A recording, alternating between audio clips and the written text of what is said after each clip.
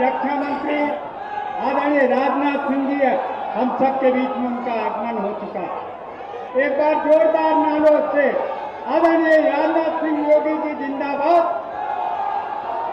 माननीय योगी आदित्यनाथ राजनाथ सिंह जिंदाबाद, माननीय योगी आदित्यनाथ सिंह राजनाथ सिंह जिंदाबाद, माननीय योगी आदित्यनाथ राजनाथ सिंह जिंदाबाद,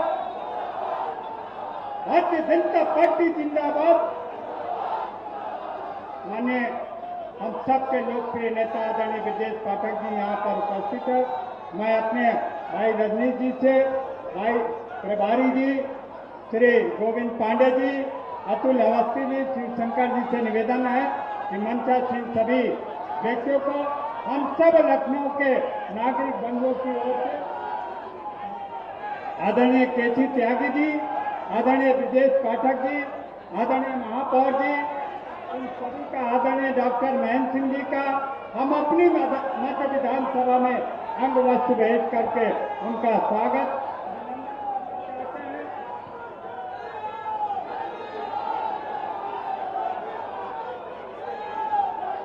अब मैं निवेदन करूंगा हमारे वरिष्ठ नेता जनता दल यूनाइटेड के आदरणीय केसी त्यागी जी से, हमें संबोधित कर आदरणीय केसी त्यागी जी।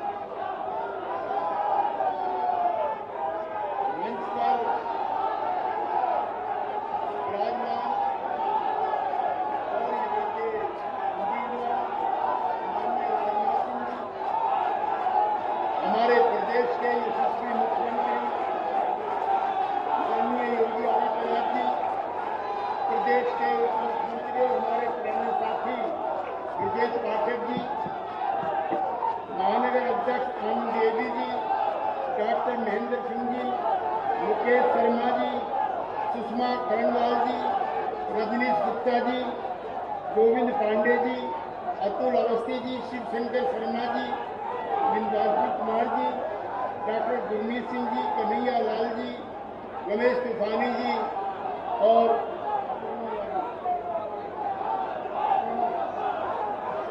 साथियों,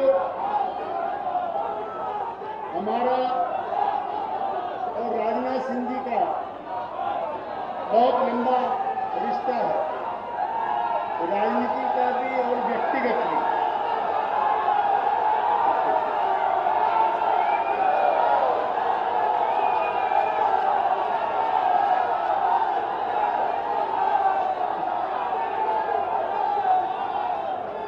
मैं अपनी पार्टी की तरफ से, जनता दल यूनाइटेड की तरफ से माननीय राजनाथ सिंह जी के उम्मीदवारी को समर्थन देने के लिए बिहार से यहाँ आया। हमारी पार्टी भारतीय जनता पार्टी का सबसे ज्यादा पुराना सहयोगी पार्टी है।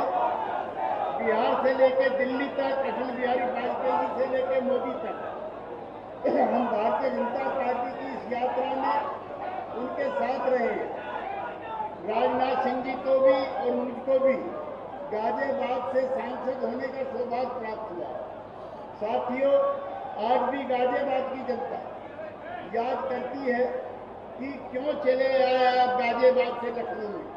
शायद लखनऊ की जनता को भी उनकी आवश्यकता थी, क्योंकि अटल बिहारी वाजपेयी जी का जो यशस्वी नेतृत्व था, उनकी जो आस्थाएं थी, उनके जो प्रतिबद्धताएं थी, उनका भी एक उत्तराधिकारी होना चाहिए था।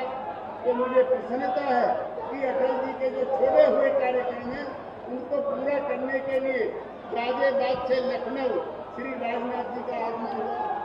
मैं इस अवसर पर अभी बात नहीं कहना चाहता, लेकिन योगी जी की प्रशंसा अगर नहीं की तो बहुत कंजूसी हो जाएगी। योगी जी, आज आप उत्तर प्रदेश के लोग, समूचे देश में आज आपके लिए एक चाहत है। जहाँ जहाँ आप जाते हैं, मैं बिहार से आया हूँ अभी लौट करके, जहाँ जहाँ आपकी सभाएं हुई हैं, बड़ी सभाएं हुई हैं, मैं एक बार पुनः अपनी पार्टी की तरफ से भारतीय जनता पार्टी को 400 पार के लिए और राजनाथ जी को 5 लाख से जिताने की अपील करता हूं। धन्यवाद। बहुत बहुत धन्यवाद त्यागी जी। अब मैं आमंत्रित कर रहा हूं हम सबके युवा हृदय सम्राट, हम सबके बड़े भाई आदरणीय श्री ब्रजेश पाठक जी, उप मुख्यमंत्री उत्तर प्रदेश, वहां हमें अपना आशीर्वचन दे। आदरणीय श्री ब्रजेश पाठक जी। भारत माता के, भारत माता के। लखनऊ लोकसभा की मध्य विधानसभा क्षेत्र में आयोजित इस जनसभा में हमारे बीच में उपस्थित है आप सबके लोकप्रिय प्रत्याशी, देश के यशस्वी रक्षा मंत्री, हम सबके अभिभावक आदरणीय राजनाथ सिंह जी, उत्तर प्रदेश के लोकप्रिय मुख्यमंत्री, लखनऊ सहित पूरे प्रदेश को विकास की नई गति देने वाले आदरणीय योगी आदित्यनाथ जी, जनता दल यूनाइटेड के वरिष्ठ नेता, हमारे साथ सांसद रहे आदरणीय केसी त्यागी जी, सदस्य विधान परिषद आदरणीय महेंद्र सिंह जी, लखनऊ के मेयर आदरणीय सुषमा खरकवाल जी, आदरणीय अपर्णा यादव जी, रजनीश गुप्ता जी, भरत डांगर जी, रमेश तूफानी जी, गोविंद पांडे जी, अतुल अवस्थी जी, शिवशंकर शर्मा जी, विंध्यवासिनी जी, गुरमीत सिंह जी, मंच पर उपस्थित सभी वरिष्ठ नेतागण, दाहिने बैठे हमारे मंडल अध्यक्ष, हमारे पार्षदगण, सामने हमारे युवा मोर्चा की लहरें ले रही जवानी को मैं प्रणाम करता हूं, अभिनंदन करता हूं तथा बहुत बहुत आभार प्रकट करना चाहता हूं। साथियों, लखनऊ लोकसभा सीट पर 20 तारीख को वोट पड़ेगा। 20 तारीख तक अपने ताकत को, अपने जोश को बरकरार रखते हुए आप सबको एक एक घर जाना है, एक एक वोट कमल पर डलवाना है और ये तय कर लेना है कि लखनऊ में 100% मतदान होगा। पिछले लोकसभा चुनाव में भारतीय जनता पार्टी आदरणीय रक्षा मंत्री राजनाथ सिंह जी ने 47,000 वोटों से जीत हासिल की थी मध्य विधानसभा क्षेत्र से। तो आपके सामने एक बड़ा टास्क है, इस बार सर्वाधिक वोटों से लखनऊ की सभी विधानसभा सीटों से नंबर 1 पर मध्य विधानसभा रहे, ये मैं आपसे अपील करने के लिए आया हूं। हमें पता है जिस ढंग से हमारे माननीय पार्षदगण, माननीय मंडल अध्यक्षगण, युवा मोर्चा की टीम ताकत लगाई है, ये सच्चाई है कि इस बार मध्य विधानसभा क्षेत्र पूरे लखनऊ में टॉप करेगा। इन्हीं शब्दों के साथ मैं आभार प्रकट करते हुए अपनी बात समाप्त करता हूं। बहुत बहुत धन्यवाद। भारत माता के, भारत माता के। बहुत बहुत धन्यवाद आदरणीय श्री ब्रजेश पाठक जी। अब जिनके लिए हम सब कार्यकर्ता रात दिन एक किए हैं और हमने लक्ष्य ले रखा है 5 लाख पार का, ऐसे हमारे अभिभावक विकास पुरुष इस देश के रक्षा मंत्री जी का आशीर्वचन हमें प्रदान होने वाला है। बोलिए भारत माता की, मुट्ठी बांध के उठाइए, बोलिए राजनाथ सिंह जिंदाबाद, राजनाथ सिंह जिंदाबाद, राजनाथ सिंह जिंदाबाद।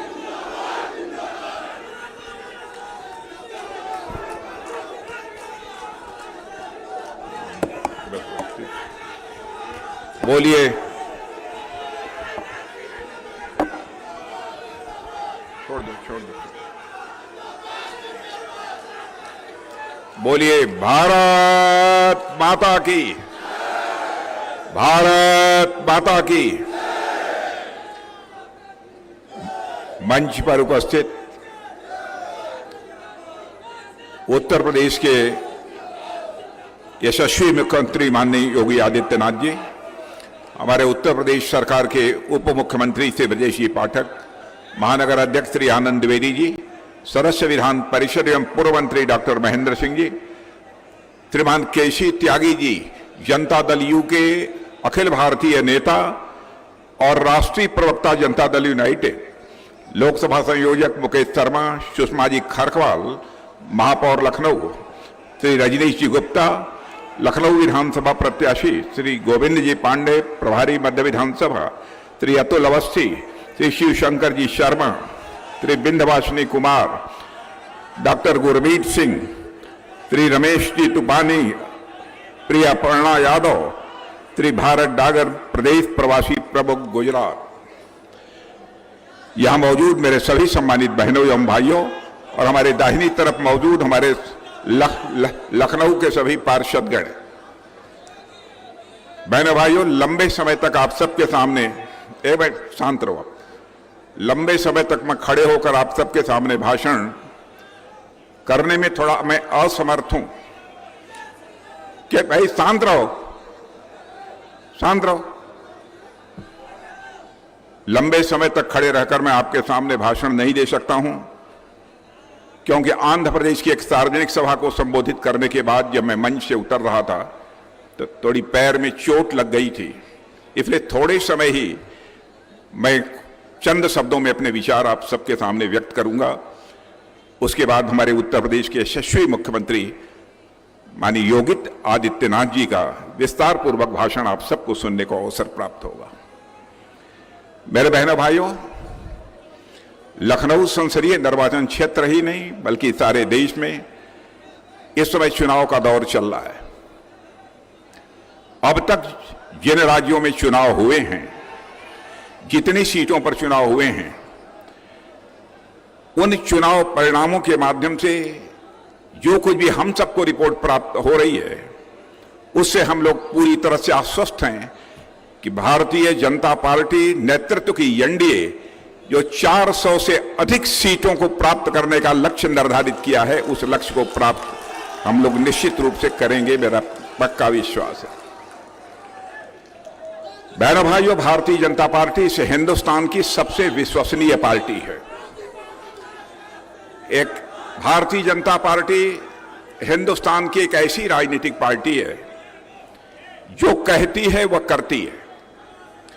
मैं अपने सारे विपक्ष के बहनों भाइयों को भी यह चुनौती देना चाहता हूं कि वह चाहें तो इसे प्रमाणित कर दें कि भारतीय जनता पार्टी ने भारत की राजनीति में जो वादे किए थे उन वादों को पूरा नहीं किया है। हमारे 1951 से जिस समय हम भारतीय जनसंघ के रूप में काम कर रहे थे, तब से लेकर आज तक हमारे जो भी चुनावी घोषणा पत्र हैं उनको उठाकर कोई भी देख सकता है। हम बराबर कहते रहे 1951 में भी, संसद के दोनों सदनों में जिस दिन हमको स्पष्ट बहुमत हासिल हो जाएगा, उस समय हम यह चीजें करना चाहते हैं, उसको हम निश्चित रूप से करेंगे। आपने देखा 2014 में मोदी जी के नेतृत्व में स्पष्ट बहुमत के साथ कि हमारी केंद्र में सरकार बनी, हमने जो भी वादे किए थे अक्षरशः वादों को पूरा किया था। हमने कहा था ना कि धारा 370 समाप्त करेंगे जिस दिन संसद के दोनों सदनों में बहुमत मिल जाएगा। बहुमत मिलने के साथ ही चुटकी बजाकर हम लोगों ने धारा 370 को समाप्त कर दिया और आज जम्मू कश्मीर का वही स्टेटस है जो हिंदुस्तान के अन्य राज्यों का है। मेरे बहनों भाइयों, जम्मू कश्मीर का आज तेजी के साथ विकास हो रहा है। आतंकवादी वारदातों का जहां तक सवाल है, जब कांग्रेस की हुकूमत थी, हिंदुस्तान का शायद ही ऐसा कोई राज्य बचा हो जहां पर कि कोई बड़ी आतंकवादी वारदात न होती रही हो। लेकिन जब से हमारी सरकार आई है, मैं डंके की चोट पर कह सकता हूं कि कश्मीर में 1-2 आतंकवादी वारदातों को छोड़कर हिंदुस्तान के किसी भी राज्य में कोई बड़ी आतंकवादी वारदात नहीं हुई है। हमने कहा था कि हमारी सरकार बनेगी, अयोध्या की धरती पर भव्य राम का मंदिर बनकर रहेगा। बहनों भाइयों, और आपने देखा कि भव्य राम का मंदिर बन गया। हमारे भगवान राम अब अपनी कुटिया से निकलकर अपने महल में प्रवेश कर चुके हैं।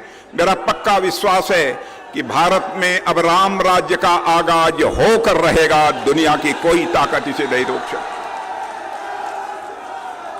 लोग ये कहते हैं कि राम राज्य किसे कहते हैं, लोग ये कहते हैं कि राम राज्य किसे कहते हैं। मैं कहता हूं राम राज्य उस समय मैं मान लूंगा जबकि हमारे पूरे देश की जनता को यह विश्वास हो जाए कि हमारा दायित्व क्या है, हमारा कर्तव्य क्या है।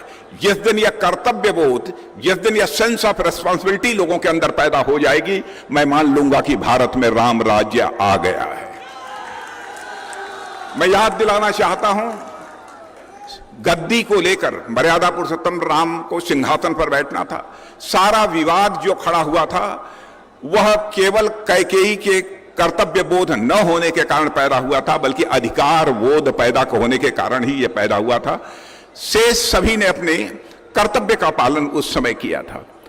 मैं मानता हूं कि राम राज्य में उसी प्रकार का लोगों के अंदर एक सेंस ऑफ रिस्पांसिबिलिटी, एक कर्तव्य का बोध, हमारी जिम्मेदारी समाज के प्रति, देश के प्रति, परिवार के प्रति क्या बनती है, यह भाव जिस दिन पैदा हो जाएगा, मैं मान लूंगा कि भारत में राम राज्य आ गया। यानी जो भी हम लोगों ने कहा, हम लोगों ने उसे डंके की चोट पर किया है। मेरे बहनों भाई, भारत का जहां तक सवाल है, भारत की सारी दुनिया में प्रतिष्ठा बड़ी तेजी के साथ बढ़ी है। दुनिया के दूसरे देशों में पहले भी आपको जाने का अवसर प्राप्त हुआ होगा। आपने देखा होगा कि सारी दुनिया में भारत के प्रति क्या धारणा है। आज सारी दुनिया में भारत के प्रति यह धारणा बदली हुई आपको नजर आएगी। सारी दुनिया यह मानती है भारत अब यह कमजोर भारत नहीं रहा है, बल्कि भारत अब यह दुनिया का एक ताकतवर देश बन गया है। एक ऐसी धारणा, एक ऐसा विश्वास सारी दुनिया में हमारे देश के बारे में बना हुआ है। धन दौलत के मामले में भी 2004 से 2014 तक बराबर, जब भी कांग्रेस की सरकार रही है, डॉक्टर मनमोहन सिंह जी प्रधानमंत्री थे, हमारा भारत धन दौलत के मामले में दुनिया के देशों में 11वें स्थान पर खड़ा था। लेकिन मोदी जी के भारत का प्रधानमंत्री बनने के बाद ही मेरे बहनों भाइयों, हमारा भारत धन दौलत के मामले में दुनिया के देशों में जो 11वें स्थान पर खड़ा था, वह जंप लेकर आज 5वें स्थान पर पहुंच गया है। दुनिया के सारे देश, दुनिया की सारी बड़ी बड़ी फाइनेंशियल फर्म्स, बड़ी बड़ी आर्थिक संस्थाएं अब यह दावा कर रही हैं कि दुनिया की सर्वाधिक तेजी से आगे बढ़ने वाली अर्थव्यवस्था किसी देश की है तो अब भारत की है। और ये ऐसे ही भारत आगे बढ़ता रहा तो 2027 आते आते भारत दुनिया के देशों में नंबर 3 पर पहुंच जाएगा। बहनों भाइयों, यानी अमेरिका और चाइना के बाद धन दौलत के मामले में दुनिया का कोई तीसरा देश होगा तो बहनों भाइयों हमारा भारत होगा। यह धारणा बनी है। लेकिन हमारी सरकार के बारे में तरह तरह की गलतफहमियां पैदा करने की कोशिश की जा रही है। कहा जा रहा है भारतीय जनता पार्टी की सरकार बनेगी तो आरक्षण समाप्त कर देगी। डंके की चोट पर मैं कहना चाहता हूं बहनों भाइयों, हमारी पार्टी की सरकार बनेगी, हम किसी भी सूरत में आरक्षण को समाप्त नहीं करेंगे। मैं यहां के माइनॉरिटीज को, अपने माइनॉरिटीज को भी उनसे मैं नोट करना चाहता हूं। आपके अंदर, भाई चुप रहो, मैं बार बार कह रहा हूं, मैं आपको मेरे बहनों भाइयों मैं कहना चाहता हूं, हम लोगों को बदनाम करने की कोशिश की जा रही है कि हम लोग आएंगे तो धर्म के आधार पर आरक्षण कर देंगे। बहनों भाइयों, हमारा भारत का संविधान किसी भी आधार पर, धर्म के आधार पर आरक्षण करने की इजाजत देता ही नहीं है। धर्म के आधार पर आरक्षण किया तो इन लोगों ने किया। और मैं कहना चाहता हूं, लखनऊ के ही नहीं बल्कि सारे विश्व के इंटेलेक्चुअल्स इस बात के साक्षी हैं। धर्म के आधार पर इन्होंने जामिया मिलिया में यूनिवर्सिटी में और अलीगढ़ मुस्लिम यूनिवर्सिटी में आरक्षण करने की कोशिश की थी, उसको सुप्रीम कोर्ट ने रद्द कर दिया था। उसके बावजूद यहां के माइनॉरिटीज के मन में भय पैदा करके वह समर्थन हासिल करना चाहते हैं। माइनॉरिटीज का जहां तक सवाल है, अल्पसंख्यक समुदाय का प्रश्न है, मैं कहना चाहता हूं अल्पसंख्यक समुदाय के बहनों भाइयों से, हम आपके दिल में दहशत पैदा करके, भय पैदा करके आपका समर्थन नहीं हासिल करना चाहते, बल्कि आपके मन में हम विश्वास और मोहब्बत पैदा करके हम आपका समर्थन हासिल करना चाहते हैं। यह हमारी प्रकृति है। और आज भारत जिस हालात में पहुंच रहा है बहनों भाइयों, हर भारतवासी को, भले ही वह किसी भी राजनीतिक पार्टी में काम करता हो, उसके अंदर एक गौरव का भाव होना चाहिए। मैं याद दिलाना चाहता हूं, पाकिस्तान के एक सांसद फजलुर रहमान ने भारत की संसद में बोलते हुए कहा था, आज भारत विश्व की महाशक्ति बन रहा है, लेकिन पाकिस्तान अपनी बर्बादियों को बचाने के लिए लोगों के सामने हाथ फैलाकर सारी दुनिया से भीख मांग रहा है। आज यह है भारत की स्थिति। उस भारत के बारे में तरह तरह की गलत धारणाएं पैदा करने की कोशिश की जा रही हैं। मैं कांग्रेस के दोस्तों से कहना चाहता हूं, समाजवादी पार्टी के दोस्तों से कहना चाहता हूं, सार्थक यदि राजनीति करनी है, सार्थक राजनीति झूठ बोलकर नहीं की जा सकती है। सार्थक राजनीति की जा सकती है तो सच बोलकर ही केवल सार्थक राजनीति की जा सकती है। हिम्मत है तो जनता की आंखों में धूल झोंक कर राजनीति करने की कोशिश मत करो, जनता की नजरों में नजर डालकर राजनीति करने की कोशिश करो। बहनों भाइयों, हम लोग राजनीति केवल सरकार बनाने के लिए नहीं करते हैं। हम लोग राजनीति करते हैं तो देश बनाने के लिए हम राजनीति करते हैं। आप सुनना चाहते हैं तो ध्यानपूर्वक मेरी बात सुन लीजिए। दुनिया की बड़ी महाशक्ति अमेरिका माना जाता है। अमेरिका के राष्ट्रपति, अमेरिका के एक एम्बेसडर मिस्टर गारसेटी ने एक कार्यक्रम में भाषण करते हुए यह कहा था, और अंग्रेजी में है, उसका हिंदी में भी बतला दूंगा। उन्होंने कहा था कि if you want to see the future come to India, यदि भविष्य देखना चाहते हो तो भारत आओ। If you want to feel the future come to India, यदि भविष्य आप महसूस करना चाहते हो तो आप भारत आओ। If you want to work on future come to India, यदि भविष्य पर काम करना चाहते हो दुनिया में कहीं मत जाओ, केवल भारत में आओ। यह विश्व की महाशक्ति जो माना जाता है अमेरिका, उसके राष्ट्रपति ने यह बात कही है। मेरे बहनों भाइयों, हमारे प्रधानमंत्री ने भारत की मर्यादा को किस तरीके से आगे बढ़ाया है।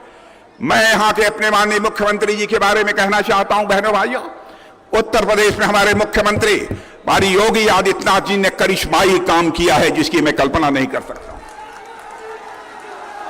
मैं भी उत्तर प्रदेश का मुख्यमंत्री रहा हूं, लेकिन शायद वह मैं काम नहीं कर पाया जो कि योगी जी ने करके यहां पर दिखाया है। यह कोई छोटी बात नहीं है।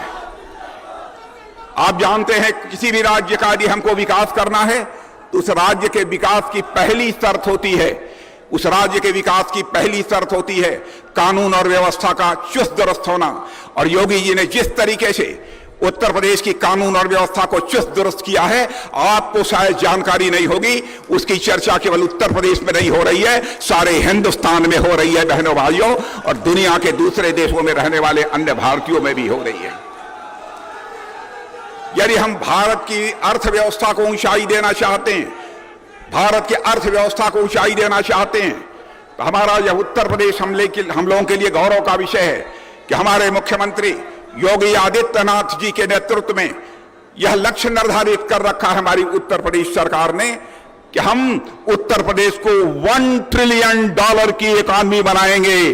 और जिस दिन उत्तर प्रदेश में $1 ट्रिलियन की इकॉनमी बन जाएगी बहनों भाइयों, तो भारत को दुनिया के टॉप 3 कंट्रीज में आने से दुनिया की हमें कोई ताकत रोक नहीं पाएगी। इसलिए विस्तार पूर्वक योगी जी आपसे चर्चा करेंगे, लेकिन जहां तक विकास का प्रश्न है, यहां का सांसद होने के नाते मैं इतना ही कहना चाहता हूं। जब भी मैं चुनाव लड़ रहा था, उस समय भी मैंने आपसे कोई वादा नहीं किया था। पहला चुनाव 2014 का लड़ रहा था, उस समय भी मैंने आपसे कोई वादा नहीं किया था। गाजियाबाद में भी चुनाव लड़ा था मैं, तब भी मैंने कोई वादा नहीं किया था। बहनों भाइयों, मैं कभी वादे नहीं करता हूं। अपने राजनीतिक जीवन में कभी जनता के साथ वादे नहीं किया। बराबर जनता से ही निवेदन करता हूं, आपकी शुभकामनाएं चाहिए, आपका आशीर्वाद चाहिए, ताकि मैं आपकी अपेक्षाओं की कसौटी पर खरा उतर सकूं और आपकी मुराद को मैं पूरी कर सकूं। यहां पर क्या विकास कार्य हुए हैं, यहां पर क्या विकास कार्य हुए हैं, मुझे बतलाने की कोई जरूरत नहीं है। आप सभी लोगों को स्वयं ही एहसास होगा। और आज मैं कह सकता हूं जो भी उत्तर प्रदेश में विकास कार्य हुआ है उसमें हमारा इसका श्रेय हमारे प्रधानमंत्री को तो जाता ही है, लेकिन बहुत बड़ा सहयोग किसी ने किया है, बहुत बड़ा सहयोग दिल खोल कर किया है तो हमारे उत्तर प्रदेश के मुख्यमंत्री योगी आदित्यनाथ जी ने किया है। मैं इसका श्रेय उन्हें भी देना चाहता हूं, मैं उसे भूल नहीं सकता हूं। इसलिए मैं ज्यादा कुछ न बोलते हुए, लेकिन जैसा मैंने कहा कि हमारे पैर में चोट लगी है इसलिए लंबे समय तक मैं खड़ा नहीं रह सकता। बहनों भाइयों, इसके बाद जो भी चुनाव परिणाम होंगे मैं फिर से एक बार आभार व्यक्त करने के लिए आप लोगों का दर्शन करना चाहूंगा, उसके बाद मैं मिलूंगा। लेकिन आप लोगों से यही मैं अनुरोध करना चाहता हूं, भारत को यदि विश्व की महाशक्ति बनाना है तो एक बार सारा देश भारतीय जनता पार्टी और एनडीए के साथ खड़ा हो जाए। भारत विश्व की महाशक्ति बनकर रहेगा। बहनों भाइयों, आपको पूरा यकीन दिलाता हूं। आप सबको बहुत बहुत धन्यवाद।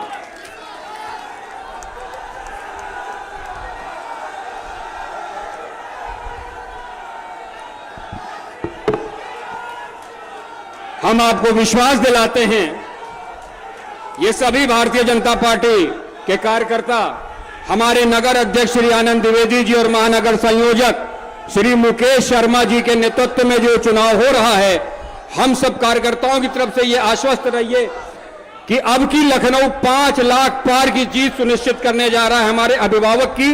और इसके बाद मैं आमंत्रित करता हूं, जिसके लिए कोई भी शब्दों का चयन करना अतिशयोक्ति होगी, परम पूज्य आदरणीय मुख्यमंत्री हमारे आदरणीय योगी आदित्यनाथ जी महाराज।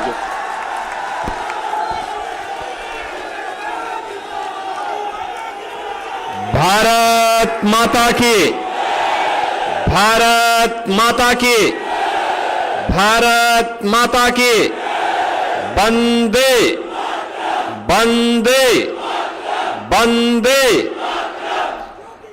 देश के यशस्वी रक्षा मंत्री, लखनऊ के लोकप्रिय सांसद माननीय श्री राजनाथ सिंह जी, मंच पर उपस्थित प्रदेश सरकार में मंत्रिमंडल के मेरे वरिष्ठ सहयोगी उप मुख्यमंत्री श्री ब्रजेश पाठक जी, विधान परिषद सदस्य और प्रदेश सरकार के पूर्व मंत्री डॉक्टर महेंद्र सिंह जी, जनता दल यूनाइटेड के राष्ट्रीय प्रवक्ता माननीय केसी त्यागी जी, विधान परिषद सदस्य लोकसभा के संयोजक श्री मुकेश शर्मा जी, महापौर लखनऊ श्रीमती सुषमा खड़गवाल जी, भारतीय जनता पार्टी महानगर के अध्यक्ष श्री आनंद द्विवेदी जी, अध्यक्ष यायागंज गुरुद्वारा डॉक्टर गुरमीत सिंह जी, भारतीय जनता पार्टी के सभी पदाधिकारीगण, सभी पार्षदगण और भारी संख्या में उपस्थित आज की इस चुनावी सभा में उपस्थित बहनों और भाइयों, लोकसभा चुनाव के 4 चरण संपन्न हो चुके हैं और 4 चरणों की आज कांग्रेस और इंडी गठबंधन पर इस प्रकार से पड़ी है कि अब उनको इसके लिए भी, झूठ बोलने के लिए भी सहारा लेना पड़ रहा है। आज सुबह ही मैं कांग्रेस के राष्ट्रीय अध्यक्ष और समाजवादी पार्टी के अध्यक्ष की एक प्रेस वार्ता सुन रहा था। वे दोनों कह रहे थे कि साहब हम एक विचारधारा की लड़ाई लड़ रहे हैं। बहनों और भाइयों, मैं पूछना चाहता हूं इन दोनों दलों से कि कौन सी उनकी विचारधारा है, कौन सी आखिर उनकी विचारधारा है। उन लोगों ने हमेशा देश के अंदर विभाजन की राजनीति की है। भारत के विभाजन का मामला रहा 1947 में, या फिर अपने राजनीतिक स्वार्थ के लिए दोनों राजनीतिक दलों ने कभी समाज को क्षेत्र के आधार पर, कभी भाषा के आधार पर, कभी जाति के आधार पर बांटा, और आज जब उनके पास कोई आधार नहीं बचा तो बहनों और भाइयों, अब इन्होंने भारत की आस्था पर भी प्रहार करना प्रारंभ कर दिया। इन दोनों दलों का तो इतिहास ही इस बात के लिए कलंकित है। इन दोनों दलों ने जब भी इन्हें अवसर प्राप्त हुआ, देश के अंदर एक लंबे समय तक कांग्रेस की सरकारें रही और 6 दशक के अपने लंबे कार्यकाल के दौरान आज कांग्रेस के नेता देश की जनता के सामने ये कहने की स्थिति में नहीं है कि इन्होंने फलाने कार्य देश को किए हैं, बिना भेदभाव के उन्होंने ये कार्यक्रम चलाए हैं। और नहीं समाजवादी पार्टी को 4 बार प्रदेश में शासन करने का अवसर प्राप्त हुआ, नहीं वे इस बात का दावा कर सकते हैं कि हमने विकास के कार्य कराए। बहनों और भाइयों, जब इनको मौका मिला, इन्होंने अपने राजनीतिक स्वार्थ के लिए आतंकवाद के हवाले देश को किया। जब इनको मौका मिला, देश के अंदर नक्सलवाद का व्यापक प्रसार हुआ। जब इनको अवसर प्राप्त हुआ, कोई राम को नकारता था और कोई राम भक्तों पर गोली चलाता था। बहनों और भाइयों, ये पूरा चुनाव अगर सही मायने में आप देखें तो 4 चरणों के चुनाव, अब तक जिस प्रकार की लहर देश के अंदर है, ये चुनाव बोलता है, पूरे देश के स्वर में एक साथ अपना स्वर मिलाकर के बोलता है कि फिर एक बार, फिर एक बार, फिर एक बार मोदी सरकार। और अब की बार 400 पार। 3 चरणों के चुनाव ने साबित कर दिया है कि भारतीय जनता पार्टी एनडीए 400 पार की ओर तेजी के साथ आगे बढ़ रही, बुलेट ट्रेन की स्पीड से आगे बढ़ रही है। उससे विचलित विपक्ष अब बहुत ही निचले स्तर की राजनीति करने पर उतारू हो गया है। और जब भारत के अंदर जब उन्हें कोई समर्थक नहीं मिल रहा है, तो अब उनके द्वारा पाकिस्तान से अपने समर्थन में बयानबाजी करवाई जा रही है। बहनों और भाइयों, पाकिस्तान के हालात आप देख रहे होंगे। एक भारत है जिसने कोरोना कालखंड में जो अपनी योजना चालू की, 80 करोड़ लोगों को फ्री में राशन देने की सुविधा, 80 करोड़ लोगों को भारत फ्री में राशन की सुविधा का लाभ दे रहा है। और दूसरा पाकिस्तान है, 23 से 24 करोड़ की आबादी कैसे भूखों मर रही है। पिछले 1 सप्ताह से वहां पर हो रहा उपद्रव इस बात का साक्षी है कि 1 किलो गेहूं के लिए, 1 किलो आटा के लिए सड़कों पर छीना झपटी हो रही है, मारपीट हो रही है, दंगे हो रहे हैं, आगजनी हो रही है। ये पाकिस्तान को वहां के नेताओं ने कहां पहुंचा दिया। और उस पाकिस्तान का राग अलापने वाले कांग्रेस और समाजवादी पार्टी के लोग किस प्रकार का वक्तव्य दे रहे हैं।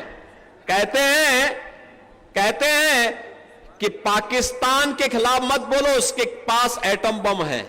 तो हमने कहा क्या हमारा एटम बम फ्रिज में रखने के लिए बना है क्या? ऐसी हरकतें करते थे। वकालत भी किसकी करते हैं? केवल एक लक्ष्य है कि मोदी जी ने भारत के हालात को बदला है। 10 वर्ष में एक नए भारत का दर्शन करवाया है। एक भारत श्रेष्ठ भारत को आज पूरा भारत देख रहा है, जिस भारत ने 140 करोड़ लोगों का सम्मान बढ़ाया है, भारत की सुरक्षा व्यवस्था को पुख्ता किया है, नक्सलवाद और आतंकवाद पर नकेल कसी है, जिस भारत में विकास के बड़े बड़े कार्य हो रहे हैं, हाईवे बन रहे हैं, रेलवे के कार्य हो रहे हैं, नई नई ट्रेन चल रही है, चाहे वह अमृत भारत ट्रेन हो, चाहे वह नमो भारत ट्रेन हो, और चाहे वह ट्रेन की वह नई व्यवस्था जिसको आज आप वर्ल्ड क्लास रेलवे के इंफ्रास्ट्रक्चर को देख करके आप कह सकते हैं कि हम भी दुनिया के अंदर एक नई प्रतिस्पर्धा में खड़े हैं।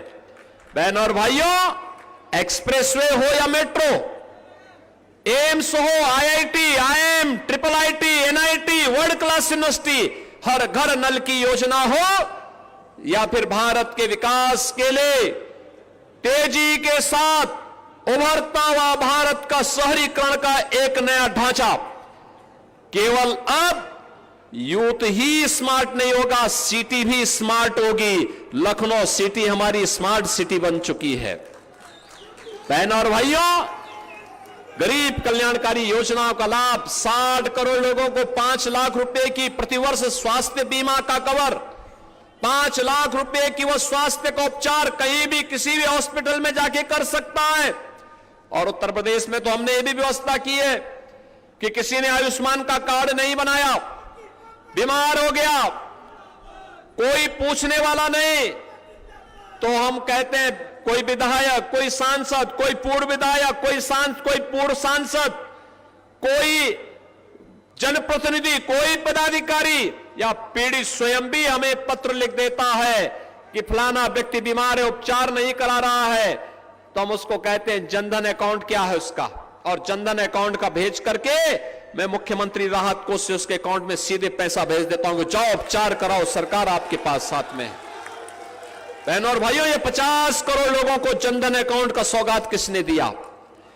12 करोड़ लोगों के घरों में शौचालय बनाने का काम हो, या स्वस्थ ईंधन के रूप में 10 करोड़ घरों को उज्ज्वला योजना के कनेक्शन, और यूपी में तो होली और दीपावली को हमने फ्री में भरा हुआ सिलेंडर भी सबको उपलब्ध करवा रहे हैं। बहनों और भाइयों, ये वही यूपी है जिस यूपी में समाजवादी पार्टी में नारा लगता था, जो प्लॉट खाली है उस प्लॉट पर उनका कब्जा होता था, उनके गुंडे कब्जे कर देते थे। और अब तो मोदी जी के शासन में 4 करोड़ गरीबों को अब तक आवास मिल गया है, और भारतीय जनता पार्टी ने अपने संकल्प में कहा है, संकल्प पत्र में कहा है, जितने भी बाकी बचे हुए गरीब होंगे उन सबको एक एक आवास उपलब्ध होगा, अगले 5 वर्ष के अंदर उपलब्ध होगा।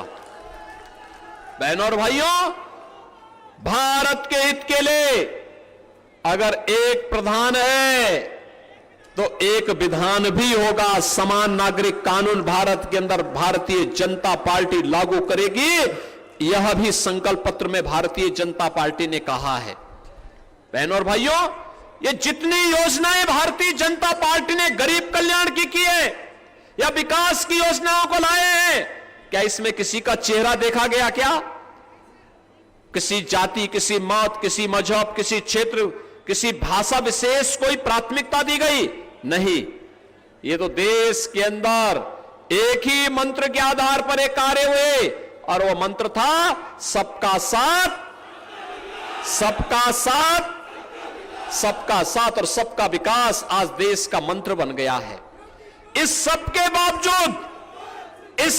बावजूद अगर कोई ये कहता है कि हमें सब विकास दिखाई नहीं दे रहा है, तो बहनों और भाइयों, जिसके पास रोशनी है, जिसके पास आंखें हैं, वह तो देख सकता है, लेकिन आंखें होते हुए न देखने का जो ढोंग कर रहा है ना, उसको भगवान भी नहीं दिखा सकता है। मैं तो आज आपको कहने के लिए आया हूं एक बात, ये कांग्रेस और समाजवादी पार्टी का जो घोषणा पत्र है, एक तो झूठ का पुलिंदा है, दूसरा इनका जो घोषणा पत्र है ये भारत के खिलाफ षड्यंत्र का एक दस्तावेज है। कांग्रेस कहती है, इंडी गठबंधन का नेतृत्व करने वाली कांग्रेस का घोषणा पत्र कहता है कि वह आएगी, एक झटके में गरीबी हटा देगी। राहुल गांधी से जब पूछा गया, एक पत्रकार ने पूछा कि भाई कैसे आप एक झटके में हटाएंगे गरीबी, उसने कहा हटा देंगे। यानी जो नारा दादी देती थी 1970 में, आज 54 वर्ष के बाद भी पोता वही नारा रट रहा है, गरीबी हटा देंगे। वे चाहते ही नहीं गरीबी सचमुच हटे। अरे मोदी जी ने तो 10 वर्ष में 25 करोड़ लोगों को गरीबी रेखा से मुक्त करके खुशहाल जीवन जीने के लिए आगे बढ़ाया है। लेकिन हम उनसे पूछना चाहते हैं, अपना आंकड़ा भी तो प्रस्तुत करो। 60 वर्ष में क्या किए हो? क्या देश का बेड़ा गर्क कर दे हो? और अब बोल रहे एक झटके में हटाएंगे। कैसे हटाएंगे? उन्होंने कहा संपत्ति का सर्वे करवाएंगे, वेल्थ इमरजेंसी लागू करेंगे, क्योंकि इमरजेंसी और कांग्रेस दोनों के डीएनए एक जैसे हैं। कांग्रेस के डीएनए का पार्ट है इमरजेंसी। आपकी सर्वे, आपके बाप दादों की कमाई, और कांग्रेस कह रही है कि हम उस पर एक विरासत टैक्स लगाएंगे। औरंगजेब की आत्मा इनके अंदर घुस चुकी है, और औरंगजेब की आत्मा इनके अंदर घुस करके विरासत टैक्स लगा करके आपकी संपत्ति को फिर ये बंदर बांट करने का काम करेंगे, बांट देंगे, दूसरे को दे देंगे। कांग्रेसी गुंडे, सपाई गुंडे उस पर कब्जा करने का प्रयास करेंगे। और इसलिए बहनों और भाइयों, एक तरफ ये लोग घोषणा करते हैं, दूसरी तरफ झूठ का भी एक सीमा होती है, एक सीमा होती है। मोदी जी 10 वर्ष से देश के प्रधानमंत्री हैं। माननीय राजनाथ सिंह जी पिछले 10 वर्ष से पहले देश के गृह मंत्री थे, आज देश के रक्षा मंत्री हैं। देश के अंदर संविधान का सम्मान करते हुए आपने देखा होगा, नई संसद बनी, मोदी जी अपने सिर पर संसद में संविधान की प्रति लेकर के गए, और देश के नए संसद में उन्होंने पहले वहां पर देश की संसद भवन में सबसे पहला काम कुछ किया तो भारत के संविधान की प्रति, जिस पर बाबा साहब भीमराव अंबेडकर का हस्ताक्षर है, संविधान के निर्माताओं के हस्ताक्षर हैं, उन सभी प्रतियों, उस प्रति को सबसे पहले संसद भवन में रखा गया। भारत ने बाबा साहब भीमराव अंबेडकर के पंच तीर्थ का निर्माण तब किया जब मोदी जी देश के प्रधानमंत्री बने। और आज कांग्रेस क्या कहती है? झूठ बोलती है, कहती है कांग्रेस और समाजवादी पार्टी की भाजपा आएगी, भाजपा आएगी तो ये क्या कहती है कि भाजपा संविधान बदल देगी। आप मुझे बताओ, अरे हम संविधान की शपथ खाते हैं, हमने अनुसूचित जाति, जनजाति और पिछड़ी जाति के आरक्षण को मजबूती दी और वह हक उन तक पहुंचाने का काम भी किया है। भारतीय जनता पार्टी और एनडीए की प्रतिबद्धता है, लेकिन कांग्रेस और समाजवादी पार्टी का इतिहास इस मामले में कालिक से पुता हुआ है। बहनों और भाइयों, याद करिए, कांग्रेस की सरकार जस्टिस रंगनाथ मिश्रा कमेटी कांग्रेस ने गठित की थी। उसने कहा था अनुसूचित जाति, उसने कहा था पिछड़ी जाति को मिलने वाले आरक्षण का लाभ में से कुछ हिस्सा काट करके उसको दूसरों को दे दिया जाए। आप सोचो, भारतीय जनता पार्टी और एनडीए अगर विरोध नहीं करती तो कांग्रेस सफल हो जाती। ऐसे ही फिर उन्होंने राजेंद्र सच्चर, जस्टिस राजेंद्र सच्चर के नेतृत्व में कमेटी गठित की और उस कमेटी से रिपोर्ट क्या ली कि कुछ मुसलमानों को भी अनुसूचित जाति में शामिल कर दिया जाए। भारतीय जनता पार्टी ने तब भी कहा था कि धार्मिक आधार पर आरक्षण नहीं हो सकता है, क्योंकि बाबा साहब भीमराव अंबेडकर ने कहा था देश के विभाजन को जो आधार बना हो वो हमें देश के अंदर फिर से नहीं होने देना है।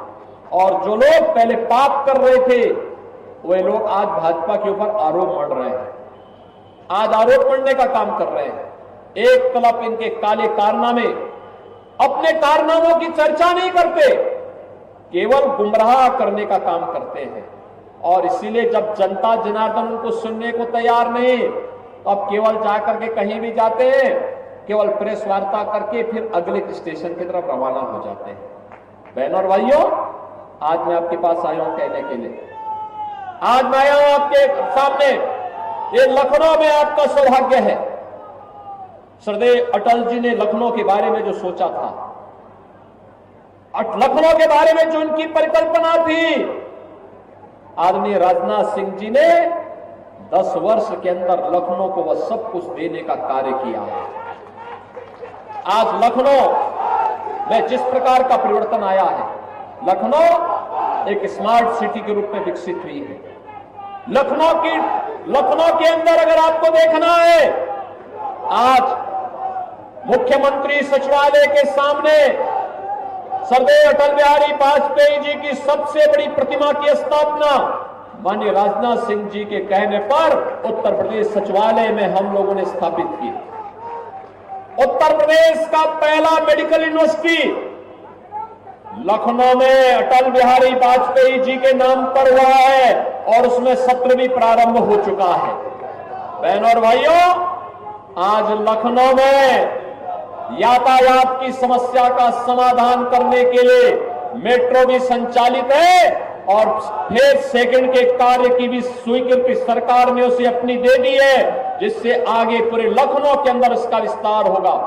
लखनऊ के अंदर अब हम नाइट सफारी भी बना रहे हैं कुकरेल के पास, बेहतरीन नाइट सफारी पर्यटन के एक हब के रूप में लखनऊ को नया पहचान दिलाने वाला है।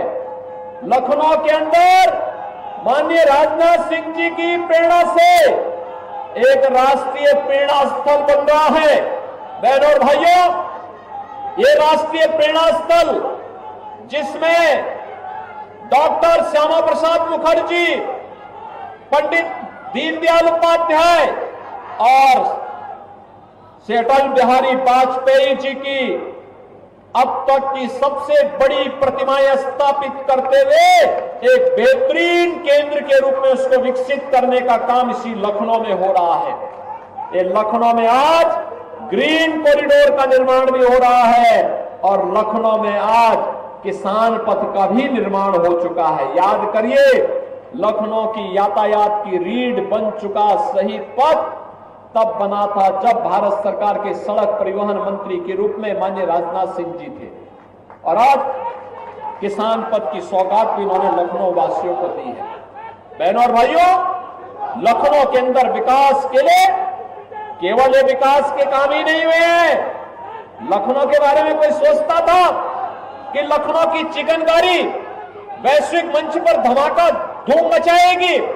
आज लखनऊ की यह परंपरागत उत्पाद वन डिस्ट्रिक्ट वन प्रोडक्ट के माध्यम से जीआई टैग भी हुई है और दुनिया के अंदर धूम भी मचा रही है। और आज यही लखनऊ है जिस लखनऊ के बारे में कहते थे ना कि मुस्कुराए आप लखनऊ में है। यहां के एयरपोर्ट की चर्चा आज दुनिया में हो रही है और चर्चा ही नहीं हो रही है, अब यहां लखनऊ में बनने वाला माननीय राजनाथ सिंह जी ने रक्षा मंत्री के रूप में जो ब्रह्मोस मिसाइल यहां की बनाई है, जब वह बहनों और भाइयों वो मिसाइल जब भारत की सीमा पे गरजती है तो पाकिस्तान समेत दुश्मन की पैंटें भी गीली होती हुई दिखाई देती है। बहनों और भाइयों, ये नया भारत है, छेड़ेगा नहीं, लेकिन अगर किसी ने छेड़ने का दुस्साहस किया तो उसको छोड़ेगा भी। ये नया भारत है। अब कांग्रेस और समाजवादी पार्टी के समय का भारत नहीं है। उनके समय कोई आतंकी घटना घटित होती थी, इनके नेता क्या बोलते थे? वो तो सीमा पार का आतंकवादी है, सीमा पार के आतंकवादी है, सीमा पार का हाथ है। अरे आज वो सीमाएं सब समाप्त। अब अगर किसी ने दुस्साहस किया तो इतना दम है कि एयर स्ट्राइक और सर्जिकल स्ट्राइक भारत के जवान करते हैं और दुश्मन को उसकी मार में घुस करके मारते हैं। एक और नया भारत और दूसरी तरफ श्रेष्ठ भारत है। 500 वर्षों का इंतजार समाप्त होता है। अयोध्या में रामलला का 500 वर्षों के बाद विराजमान होना वर्तमान पीढ़ी के लिए इससे बड़ा सौभाग्य का कोई विषय ही नहीं हो सकता। बहनों और भाइयों, मैं तो आपसे एक बात कहना चाहूंगा, आप वर्तमान और भावी पीढ़ी को कहने की स्थिति में हैं कि जब हम लोगों को अवसर मिला, हमने सही जगह अपने वोट का लोकतांत्रिक अधिकार का इस्तेमाल किया, तो हमारे लोकतांत्रिक अधिकार के कारण हमने अयोध्या में रामलला को विराजमान करा दिया। ये सच है, मोदी जी का नेतृत्व है, ये सच है। मैं प्रदेश में मुख्यमंत्री हूं, लेकिन बहनों और भाइयों, इसके वास्तविक हकदार आप हैं, श्रेय लेने के वास्तविक अधिकारी आप हैं, क्योंकि भारतीय जनता पार्टी को कमल निशान पर आपका एक एक वोट सीधे मोदी जी के हाथों को मजबूत करता है, मोदी जी को मजबूती देता है। और जब एक मजबूत सरकार होती है, ऐसे ही वह परिवर्तन ला करके दिखाती है, जो परिवर्तन अयोध्या में आई है। आप वर्तमान पीढ़ी को कह सकते हैं कि देखो ये काम हमने किया है। और बहनों और भाइयों, लोग तो सुधरेगा ही सुधरेगा, लेकिन परलोक जाने पर अपने पूर्वजों को ही बता पाएंगे कि आपके संकल्प की पूर्ति करके आए हैं हम लोग। अयोध्या में रामलला को फिर से विराजमान करके आए हैं हम लोग, और उनका भी आशीर्वाद प्राप्त होगा। बहनों और भाइयों, ये कांग्रेस और समाजवादी पार्टी का ये गठबंधन जब भी हुआ है, यह देश के लिए भी और प्रदेश के लिए भी खतरनाक हुआ है। और इसलिए प्रदेश ने 14 में, 17 में, 19 में, 22 में इस गठबंधन को पूरी तरह नकारा है, पूरी तरह नकारा है। क्योंकि मालूम है, इनकी संवेदना राम भक्तों के प्रति नहीं है, इनकी संवेदना भारत के गरीब के प्रति नहीं है, बेटी और व्यापारी के प्रति नहीं है, समाज के सामान्य नागरिकों के हाथ में, नौजवानों के हाथ में ये तमंचे पकड़वाते थे। और आपके सांसद ने तो लखनऊ को ब्रह्मोस मिसाइल दी है, ब्रह्मोस मिसाइल जो देश की सुरक्षा कर रही है। आज हम लोग 2 करोड़ युवाओं को टैबलेट दे रहे हैं। ये टैबलेट देने वाला, लेने वाला नौजवान स्मार्ट नौजवान बनेगा और मोदी जी के आत्मनिर्भर और विकसित भारत की संकल्पना का सारथी बनेगा। और उसी सारथी बनाने के लिए हम सब आए हैं लखनऊ वासियों के पास, आपसे कहने के लिए कोई संदेह नहीं। देश के अंदर 2 सीटों पर किसी को संदेह नहीं। हर व्यक्ति जानता है कि काशी में मोदी जी रिकॉर्ड वोटों से जीतेंगे और लखनऊ में माननीय राजनाथ सिंह जी रिकॉर्ड वोटों से जीतेंगे। लेकिन बहनों और भाइयों, रिकॉर्ड भी ऐसे होना चाहिए, रिकॉर्ड भी ऐसे होना चाहिए जैसे लखनऊ के पास इंटरनेशनल एयरपोर्ट बना है। रिकॉर्ड भी ऐसे होना चाहिए जैसे किसान पथ बना है, जैसे मेट्रो की सुविधा मिली है, जैसे आपको स्मार्ट सिटी मिली है। और उस स्पीड के साथ ये रिकॉर्ड बढ़ना चाहिए जिस स्पीड के साथ बुलेट जैसी स्पीड ब्रह्मोस मिसाइल की है, वही स्पीड आपके वोट की रफ्तार को बढ़ाने की लखनऊ के अंदर होनी चाहिए। बहनों और भाइयों, इसके लिए आप सबको, मैं तो लखनऊ वासियों से कहूंगा कि बहनों और भाइयों, भारत का इतना बड़ा नेता जिन्होंने भारत के सड़क परिवहन मंत्री के रूप में, भारत के कृषि मंत्री के रूप में, भारत के गृह मंत्री के रूप में और आज भारत के रक्षा मंत्री के रूप में देश की सेवा कर रहे हैं, भारतीय जनता पार्टी के लंबे समय तक राष्ट्रीय अध्यक्ष रहे, प्रदेश के मुख्यमंत्री रहे, इतना बड़ा नेता आपके पास बार बार आए। मेरा मानना है कि लखनऊ वासियों को कहना चाहिए कि माननीय राजनाथ सिंह जी, आपको पूरे देश के अंदर देखना है। आपके आंध्र प्रदेश में चोटिल होने के बाद भी आप लखनऊ के पास अपनी जनता जनार्दन के बीच में है, लेकिन जनता जनार्दन आपके चुनाव की जिम्मेदारी स्वयं लेगी। और मैं लखनऊ वासियों से कहूंगा, हम सब आश्वस्त करें माननीय राजनाथ सिंह जी को कि लखनऊ वासी स्वयं देखेंगे चुनाव को, एक एक बूथ को संभालेंगे। 20 मई को वोटिंग है, 20 मई की वोटिंग के पहले घर घर जाएंगे। आगे तक, जहां तक मेरी आवाज पहुंच रही, दोनों हाथ ला करके आश्वस्त करिए। सभी लोग सहमत हैं? घर घर जाएंगे, कमल खिलाने के लिए लोगों का आह्वान करेंगे, माननीय राजनाथ सिंह जी के संदेश को घर घर पहुंचाएंगे, भारतीय जनता पार्टी को रिकॉर्ड वोटों से जिताएंगे। लेकिन चुनाव के दिन सबसे पहला काम क्या होना है? मतदान पहला काम, तब अन्य काम। सहमत है?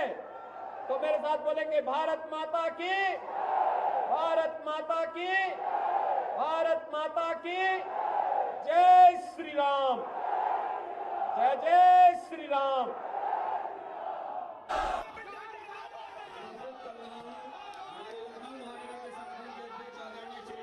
मोदी जी को वो आए और धन्यवाद ज्ञापित करें।